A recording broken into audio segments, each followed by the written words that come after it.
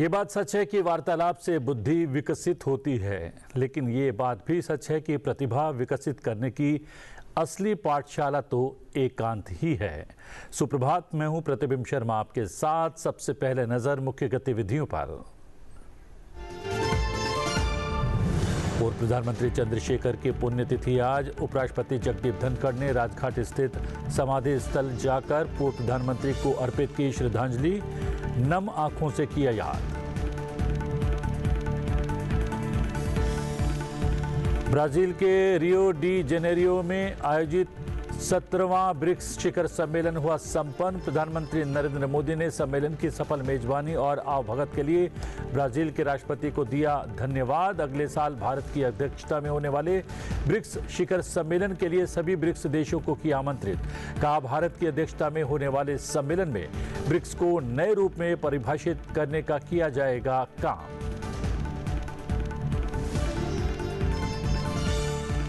BRICS शिखर सम्मेलन के बाद ब्राजील की राजधानी ब्राजिलिया पहुंचे पीएम मोदी। ब्राजिलिया में किया गया भव्य स्वागत। आचार्य जोनास मसेट्टी ने साथियों सहित किया शिव तांडव स्रोत का पाठ। ब्राजिलिया में राष्ट्रपति लूला के साथ विभिन्न मुद्दों पर चर्चा करेंगे प्रधानमंत्री नरेंद्र मोदी। रक्षा मंत्री राजनाथ सिंह ने रक्षा लेखा विभाग के नियंत्रक सम्मेलन को किया संबोधित। कहा, ऑपरेशन सिंदूर में प्रदर्शित वीरता और घरेलू उपकरणों की क्षमता के प्रदर्शन ने स्वदेशी उत्पादों की वैश्विक मांग में किया जोरदार इजाफा। रक्षा क्षेत्र में निजी क्षेत्र की बढ़ती भागीदारी के साथ तालमेल बिठाते हुए डीएडी को नियंत्रक से सुविधाकर्ता के रूप में विकसित करने का किया आह्वान। उपराष्ट्रपति जगदीप धनखड़ का संविधान की प्रस्तावना पर बड़ा बयान। कहा, संविधान की प्रस्तावना माता पिता के समान, जिसे बदला जाना नामुमकिन।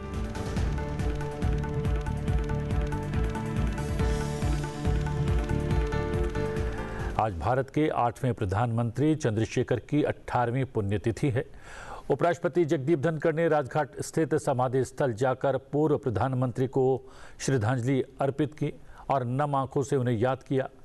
भारत के 8वें प्रधानमंत्री चंद्रशेखर का 8 जुलाई 2007 को निधन हो गया था। पूर्व प्रधानमंत्री चंद्रशेखर का जीवन जितना राजनीतिक दृष्टि से अद्भुत था, उतना ही उनके व्यक्तिगत संबंधों में भी गहराई थी।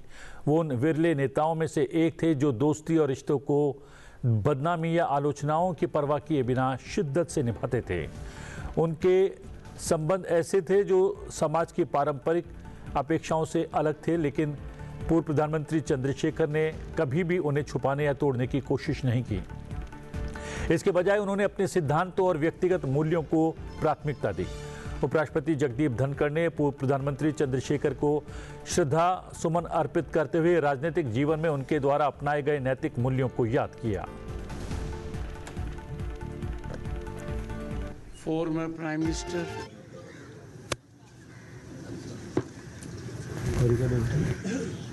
Chandrasekhar ji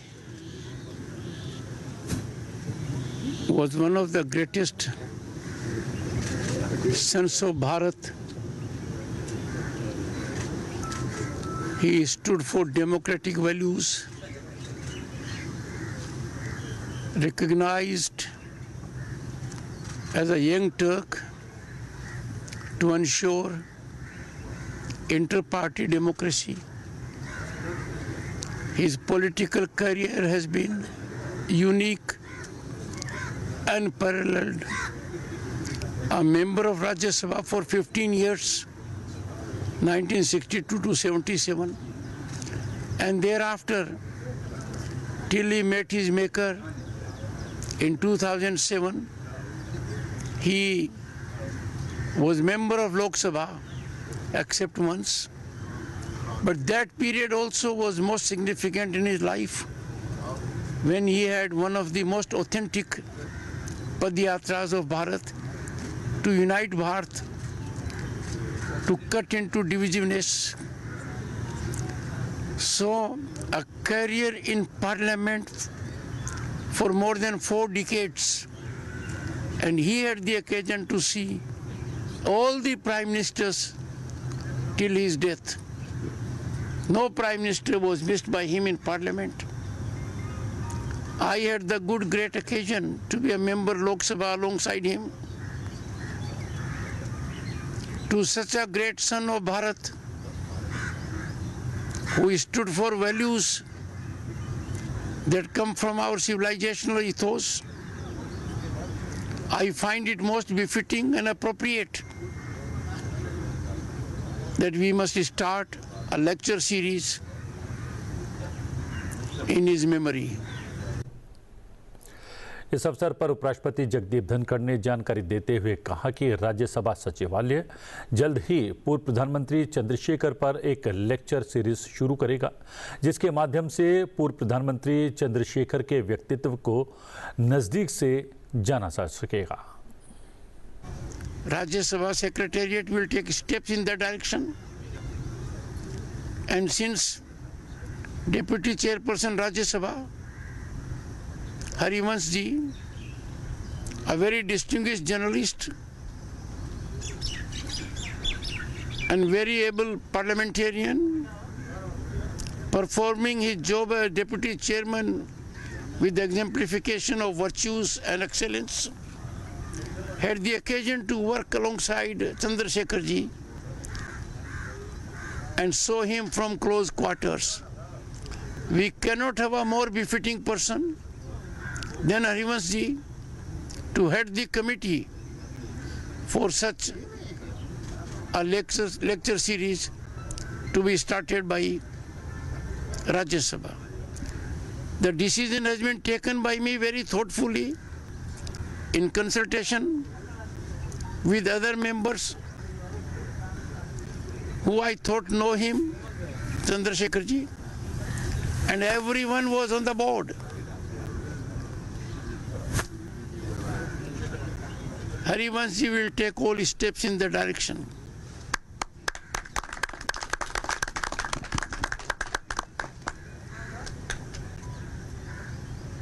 For such a great son of Bharat,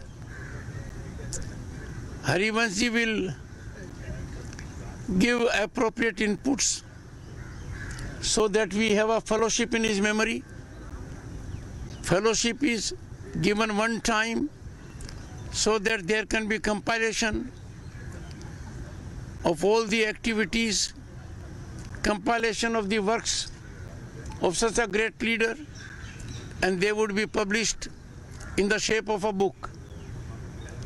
That again will be coordinated by the committee that looks after the memorial lecture in the memory of one of the greatest sons of Bharat. इस अवसर पर उपराष्ट्रपति के साथ राज्यसभा के उपसभापति हरिवंश जी भी थे और उपराष्ट्रपति ने कहा कि जो लेक्चर सीरीज शुरू की जाएगी पूर्व प्रधानमंत्री चंद्रशेखर को लेकर, उसकी देखरेख जो है राज्यसभा के उपसभापति करेंगे और उनकी देखरेख में ही लेक्चर सीरीज शुरू की जाएगी। चलते हैं कुछ अन्य अपडेट्स की तरफ। ब्राजील के रियो डी जेनेरो में आयोजित 17वें ब्रिक्स शिखर सम्मेलन में हिस्सा लेने के बाद प्रधानमंत्री नरेंद्र मोदी ब्राजील की राजधानी ब्राजिलिया पहुंच गए हैं। प्रधानमंत्री मोदी इस दौरान राष्ट्रपति लूला के साथ विभिन्न मुद्दों पर चर्चा करेंगे। बता दें कि 5 देशों की यात्रा के चौथे चरण में प्रधानमंत्री मोदी ब्राजील में हैं। प्रधानमंत्री नरेंद्र मोदी का ब्राजीलिया में पारंपरिक तरीके से भव्य स्वागत किया गया। आचार्य जोनास मसेटी और उनके साथियों ने शिव तांडव स्रोत का पाठ किया। साथ ही ब्राजील के अमेजन वर्षा वनों के मूल निवासियों द्वारा स्थानीय मंत्रों का भी उच्चारण किया गया।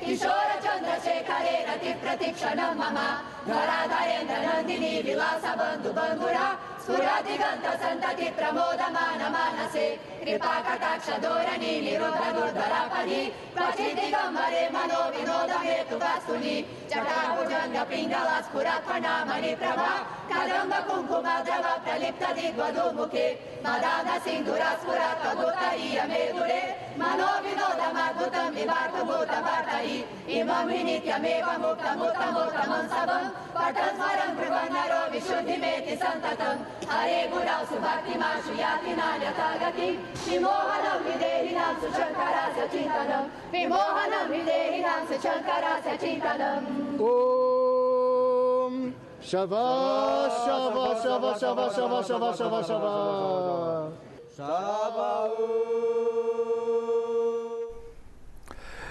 इससे पूर्व प्रधानमंत्री नरेंद्र मोदी ने ब्राजील के रियो डी जेनेरियो में 6 और 7 जुलाई को आयोजित 17वें ब्रिक्स शिखर सम्मेलन में हिस्सा लिया। नेताओं ने ब्रिक्स एजेंडे के विभिन्न मुद्दों पर उपयोगी चर्चा की, जिसमें वैश्विक शासन में सुधार, वैश्विक दक्षिण की आवाज़ को बुलंद करना, शांति और सुरक्षा, बहुपक्षवाद को मजबूत करना, विकास के मुद्दे और आर्टिफिशियल इंटेलिजेंस शामिल रहे। प्रधानमंत्री ने ब्राज़ील के राष्ट्रपति को उनके गर्मजोशी से भरी मेहमान नवाजी और शिखर सम्मेलन के सफल आयोजन के लिए धन्यवाद दिया। प्रधानमंत्री नरेंद्र मोदी ने अगले साल भारत की अध्यक्षता में होने वाले ब्रिक्स शिखर सम्मेलन से जुड़े विषयों पर कहा कि हम सभी विषयों पर करीबी सहयोग जारी रखेंगे। प्रधानमंत्री ने यह भी कहा कि भारत की ब्रिक्स अध्यक्षता में ब्रिक्स को नए रूप में परिभाषित करने का काम किया जाएगा। आइए झलकियों के माध्यम से इस सम्मेलन की प्रमुख घटनाओं पर डालते हैं नजर।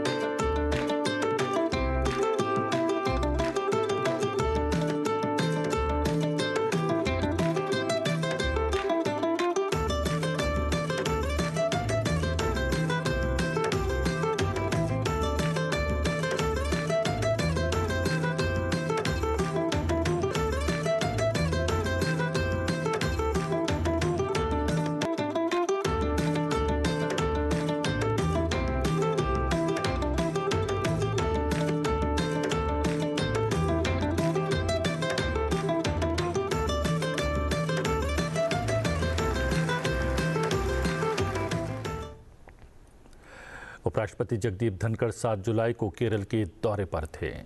इस दौरान उपराष्ट्रपति national university of advanced legal studies Ernakulam पहुंचे। वहां पर उन्होंने कार्यक्रम को संबोधित किया। अपने संबोधन में उन्होंने कहा कि केरल आना मेरे लिए हमेशा खुशी की बात रही है। The academic community of NUALS.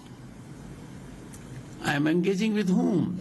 Who are future sentinels of justice, torchbearers of constitutional values, and architects of more equitable Bharat.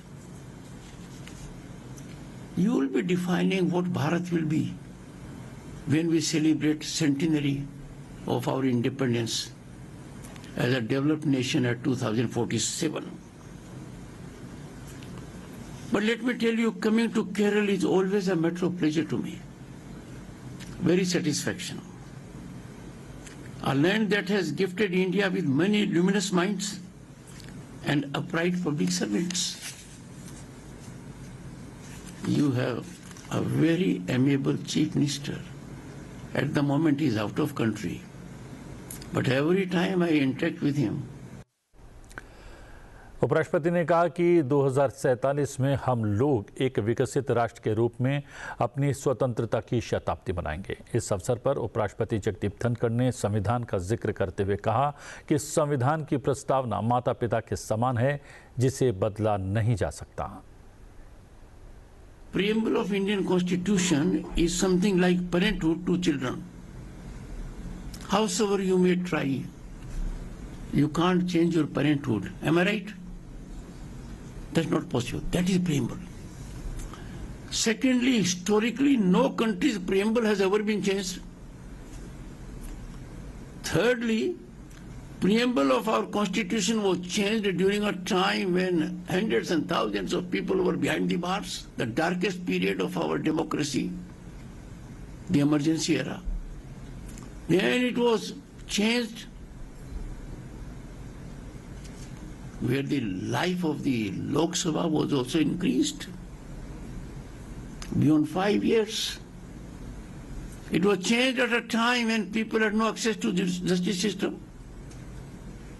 Fundamental rights were totally suspended. उपराष्ट्रपति ने कहा कि संवैधानिक प्रावधानों के तहत किसी न्यायाधीश के विरुद्ध कार्रवाई करना एक विकल्प हो सकता है, लेकिन ये समाधान नहीं हो सकता। उपराष्ट्रपति त्रिशूर के गुरुवायूर स्थित श्री कृष्ण मंदिर भी गए, जहां उन्होंने विशेष पूजा अर्चना भी की।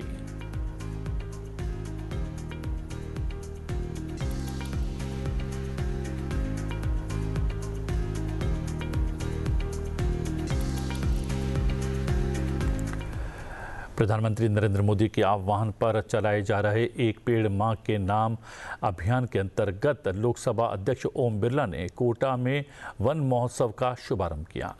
इस अवसर पर उन्होंने सभी को पौधारोपण के लिए प्रेरित करते हुए प्रकृति के प्रहरी के रूप में सामूहिक जिम्मेदारी निभाने का भावपूर्ण आह्वान किया। संकल्प करें कि हम एक ऐसा जन आंदोलन खड़ा करेंगे जिसमें पढ़ने वाला विद्यार्थी भी हो, कॉलेज में पढ़ने वाला नौजवान भी हो, खेत खलिहान में काम करने वाला मजदूर भी हो, कर्मचारी भी हो, हमारी माता बहनें भी हो और समाज के अलग अलग क्षेत्रों में काम करने वाले सामाजिक राजनीतिक कार्यकर्ता भी हो। और हमारा एक ही संकल्प होना चाहिए कि इस बार देश में अगर सबसे ज्यादा हरा भरा और स्वच्छ शहर होगा तो मेरा अपना शहर कोटा होगा। हमारे सभी अतिथियों ने पर्यावरण के होने वाले प्रभावों के बारे में आपसे चर्चा की है और हम सब जानते हैं कि पर्यावरण के प्रति हमारी आध्यात्मिक और हमारी संस्कृति से जुड़ा हुआ क्षेत्र है। ये धरती, भारत की धरती में हमेशा हमने पेड़ की पूजा की है। धरती मां को धरती मां माना है और इसीलिए हमारी बहुत बड़ी जिम्मेदारी हो जाती है कि हमारी धरती मां भी सुरक्षित रहे और हमारा पर्यावरण भी सुरक्षित रहे। आज ही मैं अखबार में पढ़ रहा था कि प्रदूषित शहर के अंदर कोटा भी आगे बढ़ता जा रहा है और ये हमारे लिए सबके लिए चिंता का विषय है। हम इतने जीवंत, इतने जागरूक, इतने सजग होने के बाद भी अगर वायु प्रदूषण इंडेक्स के अंदर कोटा आगे बढ़ रहा है तो हम सबके लिए चिंता का विषय है।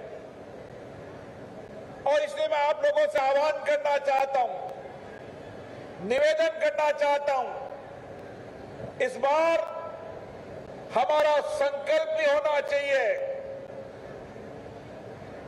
और संकल्प के साथ एक जन आंदोलन बनाएं कि हम कोटा को हरा भरा भी बनाएंगे और कोटा को स्वच्छ भी बनाएंगे। वित्त मंत्री निर्मला सीतारमण ने कहा है कि ब्रिक्स समावेशी बहुपक्षवाद को आगे बढ़ाने के लिए एक महत्वपूर्ण मंच है, खासकर तब जब वैश्विक संस्थाएं वैधता और प्रतिनिधित्व के संकट का सामना कर रही हैं। ब्राजील के रियो डी जेनेरियो में ब्रिक्स वित्त मंत्री और केंद्रीय बैंक गवर्नर की बैठक में बोलते हुए वित्त मंत्री निर्मला सीतारमण ने कहा कि भारत ने मजबूत घरेलू मांग, विवेकपूर्ण व्यापक आर्थिक प्रबंधन और लक्षित राजकोषीय उपायों के संयोजन के माध्यम से लचीलापन प्रदर्शित किया है। उन्होंने आगे जोर दिया कि व्यापार और वित्तीय प्रतिबंधों के प्रति भारत की नीति प्रतिक्रिया ने बाजारों में विविधता लाने, बुनियादी ढांचे के नेतृत्व वाली वृद्धि को बढ़ावा देने और प्रतिस्पर्धात्मकता और उत्पादकता को बढ़ावा देने के उद्देश्य से संरचनात्मक सुधारों को लागू करने पर ध्यान केंद्रित किया है।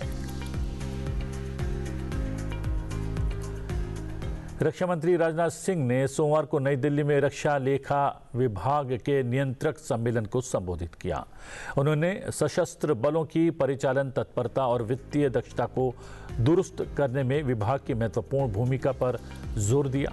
रक्षा मंत्री ने पिछले वित्तीय वर्ष में पूंजीगत बजट का पूरा उपयोग करने के लिए रक्षा सचिव और CGDA को बधाई दी और विश्वास व्यक्त किया कि विभाग आगे भी इसी तरह का वित्तीय अनुशासन बनाए रखेगा।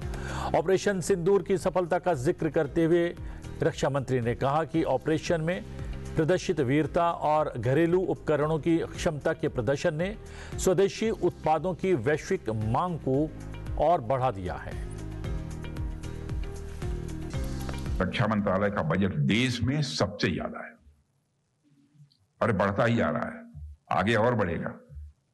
देश की क्या बात की जाएगा, अगर आप रक्षा मंत्रालय का बजट देखें, दुनिया के कई देशों की GDP तक भी इतनी नहीं है।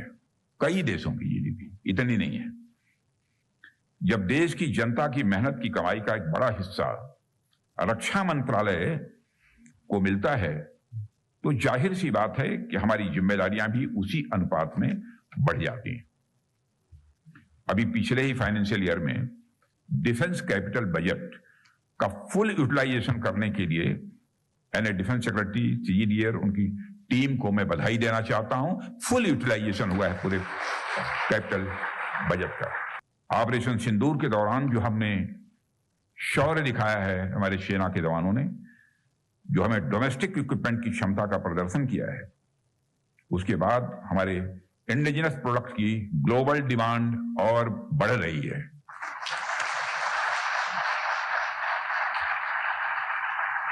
कुछ समय पहले मैं Stockholm International Peace Research Institute की एक रिपोर्ट पढ़ रहा था। उसमें उन्होंने ये बताया है कि वर्ल्ड मिलिट्री एक्सपेंडिचर 2024 में बढ़कर $2.7 ट्रिलियन से ज्यादा हो गया। 2.7 ट्रिलियन डॉलर से ज्यादा हो गया। सोचिए, इतना बड़ा मार्केट हम लोगों का इंतजार कर रहा है। इतना बड़ा मार्केट हम लोग का इंतजार कर रहा है और हमारी डिफेंस इंडस्ट्री के सामने अब अपार संभावनाएं।